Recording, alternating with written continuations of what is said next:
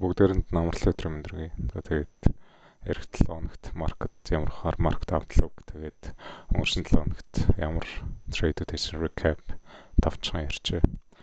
За энд долларын индекс харагдаж байна. За долларын индекс weekly chart дээр би өмнө 7 хоногт хэлжсэн доллар дээр ер нь bearish хандлагатай байгаа гэдэг. За тэгээд би энэ previous week би өнгөрсөн 7 хоногийн high цэглүү attack хийх гэсэн. Attack хийх байх гэсэн. Attack хийсэн тэгээд энэ маш одоо shallow тийм одоо liquidity run явсан. Тэгтээ энэ цаашаа үргэлжлээд явах байх. За энэ дэр нэг доллар нэг volume imbalance үүсгэсэн байгаа. Тэгээд энэ луга арилжаад тэгээд доошоо ингээд арилжаад явахаар харагдаж байгаа доллар. Тэгэхээр долларын индекс дээр bearish байгаа. Эх 7 хоногт.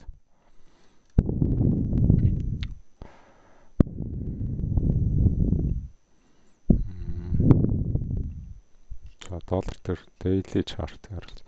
Daily chart дээр би энэ дэр нэг daily order block байгуулсан. Тэгээ энэ order block дээр давхцаад энд нэг fair value gap байсан тийм үү. Тэгээд энэ order block руу харилцаад энэ хэд өдөр нэг өдөр харилцсан баг. Тэгээ 2 дахь 3 энэ нэг өдрийн харилцаад 2 дахь өдрийн харилцаад тэгээд 3 дахь 4 дахь 5 дахь тэгээд ингээд доош харилцсан. Тэгээд энэ хөдөлгөөн ингээд доошоо дахиад үргэлжлээд явах доллар индекс дээр.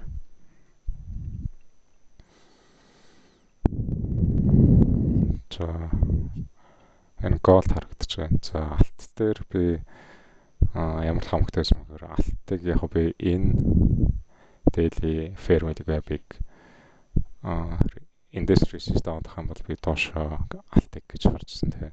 Тэгтээ би юу гэж хэлсэн бэ гэвэл за энэ daily fair value gap-аас resist авч чадахгүй нэгаа дэше арилжаад явах юм бол арилжаад буцаж энэгээр тест хийхэд явах юм бол би энэ хаяг 4916.5 гэсэн цэглүү тоглоом хаалтай гэж ярьсан юм.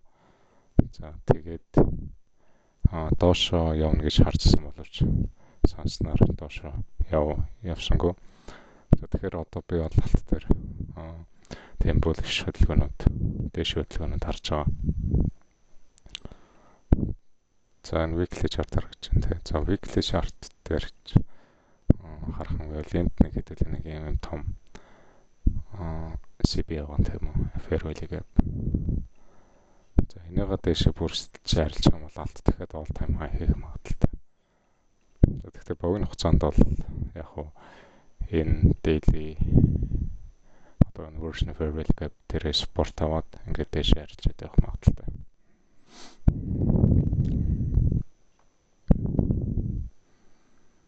За тэгээд доллар дээр хэдүүлээ bearish байгаа юм чинь одоо бусад маркетууд дээр ер нь бол bullish хөдөлгөөнөд харах хэрэгтэй тийм үү. За тэгвэл хэдүүлээ евро USD гараад байна. За евро USD дээр би бас өмнө 4 дахь хэлээ 5 дахьад пост оруулсан. Евро USD bullish байгаа. Тэгээд энэ 1.1893 гэдэг цэглүүд тоглох магадaltaй. За хэрвээ доллар индекс доошоо одоо bearish хөдөлгөөнөд үргэлжилсээр ах юм бол. За тэгээд долларыг би хамгийн наад зах нь 96,414 гэдэг энэ swing level харилцах байх гэж харж байна. За тэгээд бүр доош болохоор 95,551 гэдэг цэглөө харилцах магадaltaй.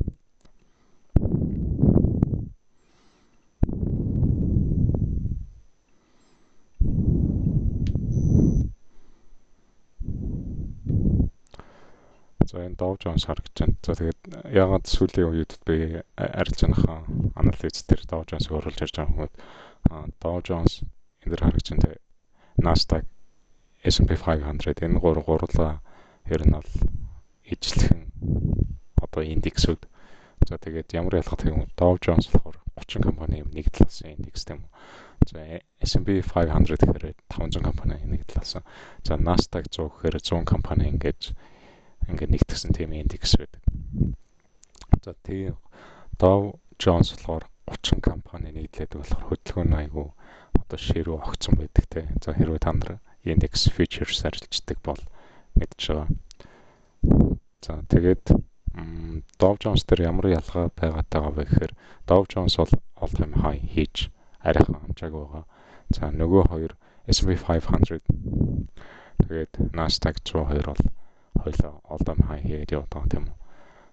За тэгээд би өнгөрсөн 5 өдөр дээр юу гэж хэлчихсэн бэ гэвэл Dow Jones нөгөө хоёроо гүйцээд адилхан all time high хийх магадaltaй.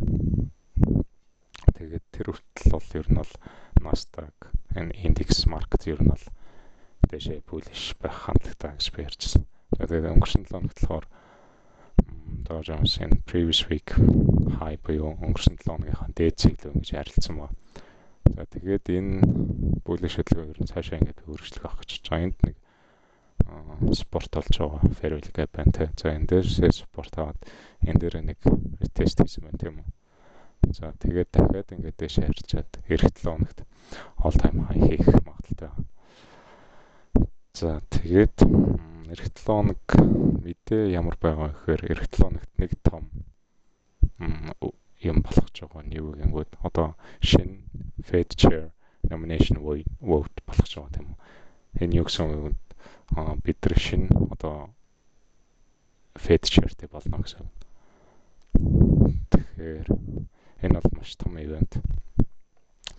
Тэгээд энэ ивентээс болж ерөн зах зээл илүү хөдөлгөөнөд том хөдөлгөөнөд орж ирэх магадaltaй гэж харж байгаа.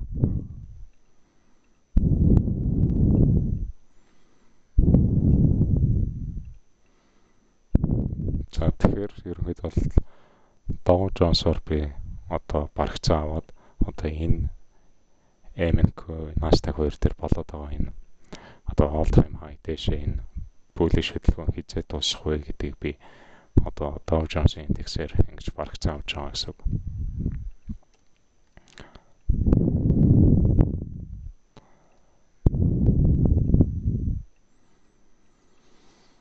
За тэгээд Dow Jones дээр эх 7 хоногт дахиад bullish хөдөлгөөнөд явна.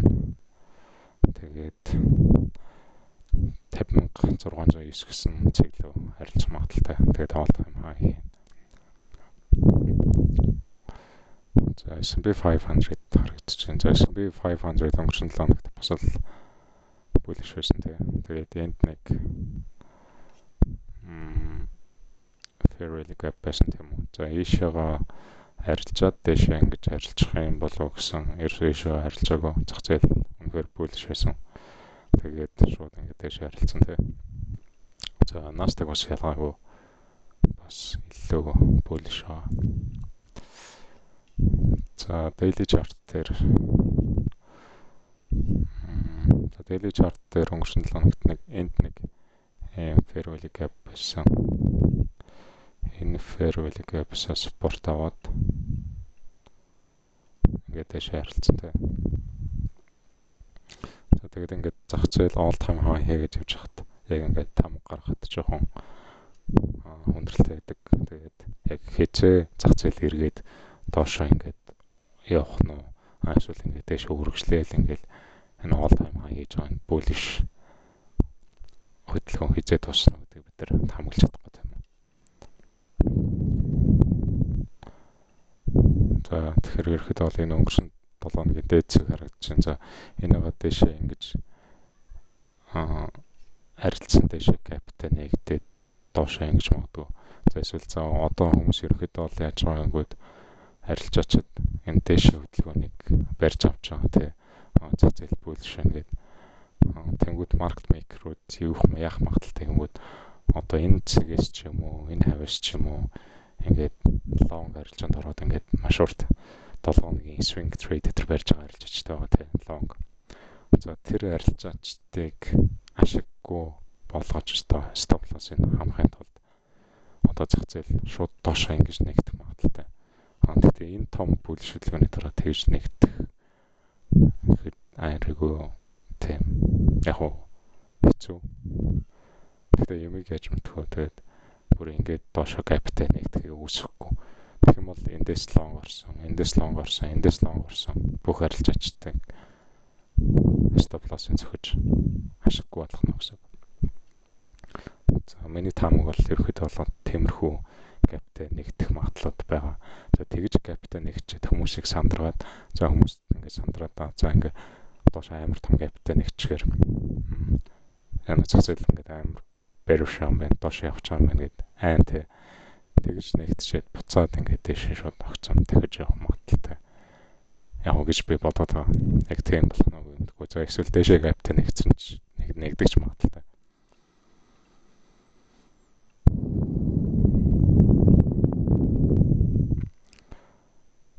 За биткойныг ярьчих. Гэхдээ би биткойныг харилцдаг байсан. Тэгээд биткойн энэ дээр monthly chart харагдаж байна. За monthly chart-ыг би яад харж байгаа юм. Monthly chart дээр аягүй сонирхолтой юм харагдаж байгаа. За энд нэг monthly маш том gap байсан те спорт болжсэн. Тэгээд дэше all time high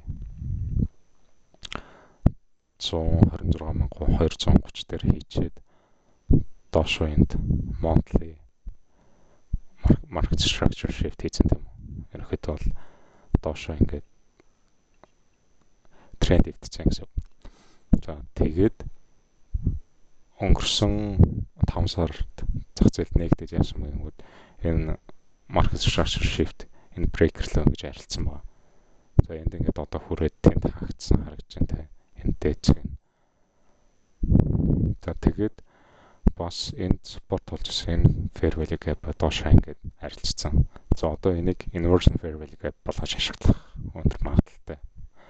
Тэгээд энд нэг monthly бас gap байсан. Эшээ арилжаад доошоо ингээд унсан байна те. За тэгэхээр би юу гэж харж байна гэхээр одоо эндээс маш том crash орж ирэх магадaltaй биткойн дээр. Тэгээд миний харж байгаа цэг бол 59,977. Тэгээд бүр доошоо 49,111 гэсэн цэгүүдийг харж байгаа. Тэгээд эндээс ер нь надад бол айгүй тийм гоё short урт хугацааны шивэн арилж байна. Биткойн дээр яг features бас хийж болохоор харагдаад байгаа. Тэгээд яг яаж зах зээл хэрэгтэл оногт харилж байгаа харъя. Тэгээд энд нэг weekly chart дээр болохоор энд нэг weekly gap багаж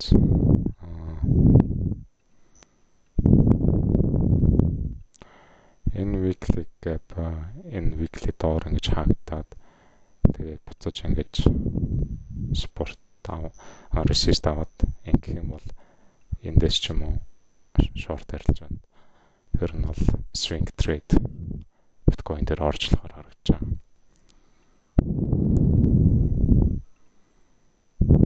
За энд oil харагдаж байна. За oil бол ерөнхийдөө бол нэг тийм consolidation хөдөлгөөн хийгээд яваад байгаа. Тэгээд би энэ oil-ийн одоо дэше хөдөлгөөн дууссан гэж бодохгүй байна. Дэше хөдөлгөөн дахиад орж ирэх байх 120, 129, 147 гэсэн зөвлөлөө. Тэгээд хөдөлгөөнүүд орж ирэх магадaltaй гэдэгтэй мэдгүй. Гэхдээ oil-ыг бол би арилжахгүй байгаа. Ер нь бол арилжъя гэж бодохгүй. Одоо яг таны нөхцөл байдалтай холбоотой маш өндөр савлгаатай зах зээл байгаад байгаа.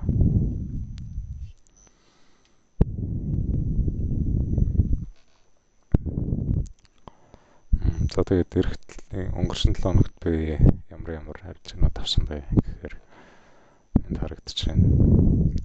За энэ нэгд өдөр арилжаа харагдаж байна. За нэгд өдөр би ихний арилжаа лонг арилжаанд орсон 1 минутын чарт. За чарт нөгөө нэг зурдаг төлөв гаргаж ирээд.